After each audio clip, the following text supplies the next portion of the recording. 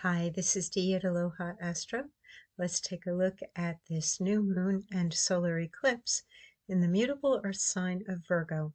It arrives on Sunday, September 21st at 3:54 p.m. Eastern Daylight Time, but the energy will be felt at nearly the same intensity on Saturday, September 20th, because as the moon approaches the same degree as the sun, it forms a brief sesqui-square aspect with Pluto in Aquarius, giving you a deep instinctual sense of just how intense the revelations and insights to come might be. Usually I detail the exact planets and aspects that set the scene for potential feelings, thoughts, and actions, but today I will skip that because there are so many. But if you need the details, watch my video. On August 23rd, a new moon occurred at 0 degrees of Virgo, and this September new moon in Virgo occurs at 29 degrees, the final degree of the sign, bringing a feeling of urgency or of time running out to whatever area of life, issue, or project you faced a month ago. Mars at 29 degrees of Libra adds pressure to take an action, which may involve relationship. And 3, yes, 3, Yod aspect patterns are highly significant both physically and spiritually in terms of shared bonds and paths. Key themes now include reaching higher, but in a practical, purposeful, or grounded way, bridging the space between your mundane life and something sacred, finding a path to purpose and service to others that also fulfills your material needs and elevates your spirit, tapping into and sharing your unique talents or skills despite fear of criticism or rejection, because the risk of vulnerability and exposure is minor compared to the unhappiness and even disease which can grow over time if you are not true to your heart. Finding the right balance between giving and receiving, establishing healthy boundaries, and discerning when it is appropriate to utilize tolerance, acceptance, forgiveness, and alignment, or detachment and non-confrontational self-containment and release, are just some of the many challenges this new moon and eclipse present you with. But the planets are pushing you to face those challenges and handle them, while also supplying the inspiration and assistance you need to do your best while under duress, just as a rising flood necessitates that you climb to dry land. You may experience the high from adrenaline surges as you release blockages or tackle a big project you have been avoiding, or the peace and calm of a mind or a relationship brought into balance, or the satisfaction of succeeding at something you always wanted to do but never felt sufficiently prepared to try until now. Choosing to embody pure and selfless love, as well as simply living by the golden rule of doing unto others as you would have them do unto you, can transform and change almost any situation by building a bridge between people and making the improbable possible. So let's take a look. First, I like to take a look at the actual image for today, and I was really looking for something that could show that reaching higher and dealing with the fact that the higher we go, if we fall, we risk so much more than when we are lower. And the path always becomes just straighter and narrower, and we have to keep looking up and not look down the higher that we do go. And this painting captures all of that energy, and then to actually have a bridge that is a necessary thing to join two sides so that further motion can occur. And that is what we have going on right now in the sky. And let's take a look at how the chart appears. So we've got that moon and sun conjunct at the very final degree of Virgo. As we go through Saturday, that north node is going to become active with the moon approaching the Sunday conjunction and eclipse, but we are going to have much more of a coming to an awareness of what's really going on underneath. Things are getting stirred up.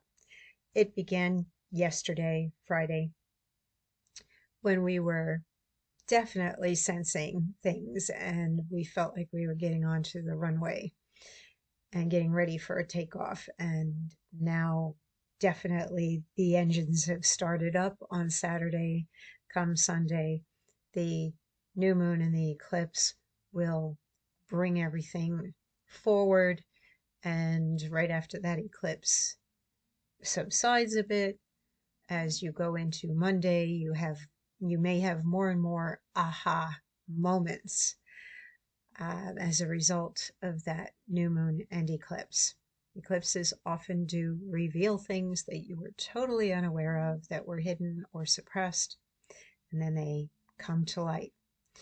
But we will have an aspect between the transiting moon on Saturday and Pluto. And you can see how very busily aspected Pluto is. In general, take a look here at this little rectangle. It sorts out the planets and the prominent angles into their elements and in their qualities: cardinal, fixed, mutable, fire, earth, air, and water. And we're definitely going to, wherever we have the cardinal signs and the mutable signs in our natal chart, if you have planets in the cardinal signs, let's just go through first the mutable, Gemini. And right now, Uranus is moving through Gemini. Virgo, we have Venus, the south node, the moon and the sun moving through Virgo. Sagittarius, nothing's happening there right now, but if you have any planets in Sagittarius, they are going to be in opposition to the Gemini energy and squaring the Virgo and the Pisces energy, which are both mutable. So none of the mutable signs are exempt. And if you have planets hanging out in any of the mutable signs, take a look at the houses, also known as the areas of life, that you have those planets, and you will be experiencing more activity. And because we have right now a splay chart where things are everywhere, and we have this grand trine and kite, and lots of inter aspects between all the planets in the sky and very few skipped houses, that means energy's all over the place, like a three-ring circus. Literally, stuff is popping up everywhere, and everything is very interconnected at the moment. And some of these aspect patterns are extremely supportive, very good, bringing ease and flow, asking you to pay attention and utilize them as well, because that's something that Virgo does, is observe, discern, sort, prioritize, organize, utilize, goes through a process of figuring out what is necessary and then how to apply it. So looking at those details, gathering up the data and the information, looking at all the options, that's some of the tone of the Virgo energy right now. And Venus is affection, pleasure, desire, what feels familiar and comfortable. It has recently left Leo. Now it is in Virgo, which is much more service related and also expresses that affection and pleasure, desire through actual doing of something, to show up and be there for somebody, to help them when they need help, to show that you are actually concerned. It may just be that you show up and you sit and listen, or if actual physical help is needed, that you're doing that. So Venus in Virgo, that is some of the purest love that you can experience. And if you have it in your own natal chart, lucky you, but we are all experiencing it by transit right now. So it's going to bring out more of that altruistic, wanting to be of service to others energy, and take away, or not take away, but as we went through Venus in Leo, which is much more concerned with the pursuit of desire and to actually conquer and win. Now we have Venus in Virgo, which is much more modest and concerned about the other, whoever the other may be. Um, and then we have a Yod aspect pattern in here, and we have 3 Yods, as I mentioned: Venus to Pluto and Saturn and Neptune, Mars to Saturn and Neptune and Uranus, and then Saturn and Neptune to Venus and Mars. Now, Venus and Mars come into play in all those Yods, and Venus is feminine, Mars is masculine. We have the idea of duty, service, as well as the physicality and action of Mars in a relationship-oriented Venus-ruled sign. So we have strong Venusian overtones going on. Libra, ruled by the planet Venus. Mars in Libra interacting with Venus in Virgo. And Venus is always intensified into greater passion when connected to Pluto, but here in the Yods, some of it is physical, with Mars and Venus being planets of sexuality and the enjoyment of physicality and materiality.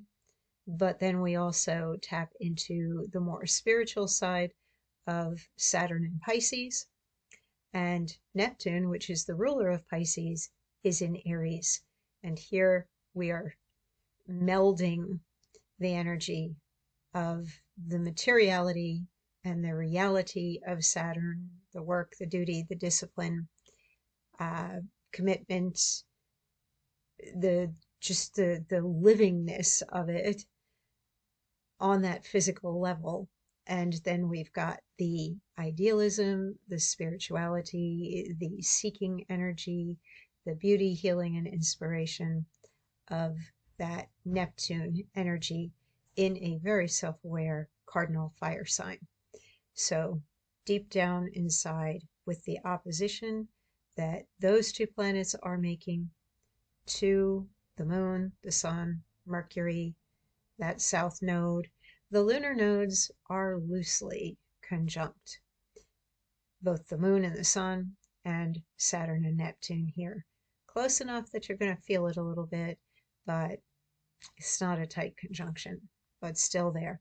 So it brings in some of the lessons as well as some of the past, why we are here, what we've agreed to learn or to do, and those habits or subconscious things or past life stuff that we also slip back into very easily.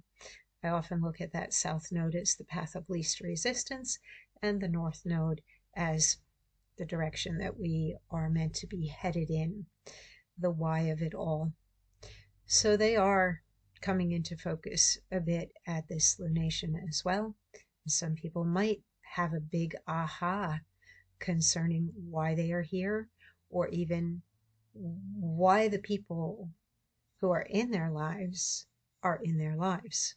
What is really going on in the relationship dynamic? And that can be any type of relationship, whether it's business, romantic, family. We do have family energy pulled in with Jupiter in Cancer right now, making a nice trine to Saturn and Neptune, and also part of this big red box, and that's that grand square that we've got going on. And this can bring up some uncomfortable stuff, especially if we are making comparisons of ourselves to other people. And really, comparison is the thief of joy, is what that is saying. And it will only lead to things like greed or obsession, or wanting to have what somebody else has instead of being satisfied with what you have. And Venus is trying to direct the attention away from that through this trine between Venus and Chiron, which is also a Cinderella aspect based on Magi astrology principles. And this can assist in any relationship that is either romantic or business and financial, can increase the flow of money or increase the desire for people to be working towards something together. And Venus brings in more of a romantic overtone or even a willingness to make a sacrifice with that quincunx there, part of the yod to Neptune and Saturn. It's kind of like, how far are you willing to go and make changes, modify, adapt, put in the work, and do you feel that this is the right path for you? Or mostly with a yod, it brings about a feeling of something that has to be done, something that has to be experienced, something that has to be lived through, as if the idea is there, the concept is there, or the signs are there, that you would feel that you have to bring it to some sort of a completion, or at least give it your best shot. And with 3 yods plus lunar nodes being active, with a very busy sky and a grand trine and a kite, so much going on right now is creating or giving you the opportunity to create a future where you are really looking at what is necessary for you, particularly in terms of why you think you're here and where your heart lies. And because of Venus and Mars and all of these planets being personal planets interacting with outer planets. So, little picture, big picture. And it is up to you to decide that. But staying stuck and stagnant or not moving forward would be like falling into the abyss, literally, or getting stuck in a chasm that you will look back on and say, woulda, coulda, shoulda. Why did I not do that then? Why did I not pursue that business idea or that relationship or whatever it is that is present in your life right now that is saying, hey, look at me. This is what's happening. This is where your attention is. This is where your feelings are. This is where you're creating your reality by how you interact with others and connect and react and respond to your world around you. What is your energy? Are you happy? Are you grateful? Are you falling into that big red box and doing a bunch of comparing and coming up short and unhappy? Well, you don't have to do that. Let's take a look at the Sabian symbol. We go round up to the 30 degrees. Phase 180, Virgo 30 degrees. Totally intent upon completing an immediate task, a man is deaf to any allurement. Keynote: the total concentration required for reaching any spiritual goal. This is the final symbol of the first half of the cycle.